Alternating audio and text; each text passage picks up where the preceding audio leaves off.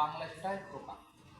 তাহলে 33 প্রকারকে একাদশ রুদ্র, রুদ্র মানে সূর্য, ওই মহাদেব, মহাদেব একাদশ রুদ্র, মহাদেবের থেকে 11 জন দেবতা আছে, মহাদেব থেকে সৃষ্টি 11 জন। তাহলে একাদশ রুদ্র, দ্বাদশ অদিত্য, দ্বাদশ কথার অর্থ 12 জন অদিত্য, সূর্য থেকে হয়েছে 12 জন। তাহলে কত হলো? 11 আর 12 23। তাহলে আর অষ্টবসু, অষ্টবসু 8 জন, হ্যাঁ 8 জন এদের থেকে সূত্র, 8 জনের থেকে। তাহলে কত হলো? 31। আর অশ্বিনী কুমার দ্বয়, এই হচ্ছে 33 প্রকারের।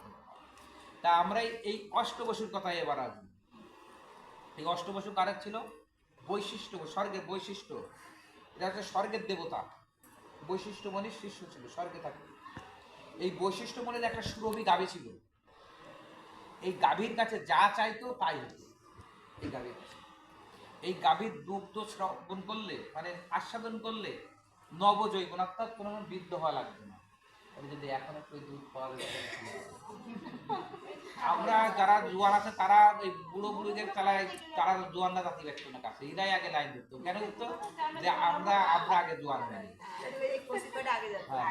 সেই সেই ভানুর একটা বই দেখছিলাম, কি যেন, না জমন্ত জমালয় না, 80তে 80 হবে, 80 বছরের যদি বুড়ি যদি ওই জলে চান করে একদম যুবতী হয়ে যায়। এইবার সেই সরকারেতে ওই পুকুর বিরাট সুরিয়ে বাবা জল বিক্রি যাচ্ছে, বিলাকে জল বিক্রি যাচ্ছে পুকুরে। আর তো পাহারাদার দেওয়ার আছে, কেউ ভিড় জমে গেছে, বড় ধনী ধনী ব্যক্তিরা সব আসছে গাড়ি করে, কিন্তু পুকুরে কারোর নাম দিতে না, সরকার দখল নিয়েছে, পাহারাদার দেওয়া গেছে। তাহলে যে ওই পুকুরটা আবিষ্কার করলো, যে পুকুরটা আবিষ্কার করছে সেও বৃদ্ধ ছিল, ওই ঘোড়ার পিঠি জাতি জাতি হট করে পড়িয়ে যায়, ওই গর্তের মধ্যে পড়ে যায়। পড়লি সে একদম জৈবন 16 থেকে 18 বছরের যুবক হয়ে গেছে। যুবক হয়ে গেলে বাড়ি চলে এসে তার বউ চিন্তা করতেছে না, বারো চাই চিন্তা, ছেলে পিলে দেখ, ছেলে পিলে তো ওর থেকে বুড়ো হয়ে গেছে, ছেলে পিলে না আমার বাবা না। তারপর চাই দেখ একটা ফুটবলের ছবি আছে, ওই বলে দেখ তোর বাবা কিনা, দেখ সেই জৈবন বয়সের একটা ফুটবল খেলতো, সেরকম একটা ছবি বান্ধব আছে, তাই সেরকম বলছি হ্যাঁ একই রকম তো লাগে। কিন্তু এইরকম হলে কিন্তু বয়স খুলে গেলে তখন ওই বলতে তখন বলছে তুমি না স্ত্রী অর্ধাঙ্গিনী বলছো, তুমি তো যুবক হয়ে গেলে, আমিও যেন বুড়ি থেকে কিনা, তাহলে আমারও তো যুবক করতে হবে।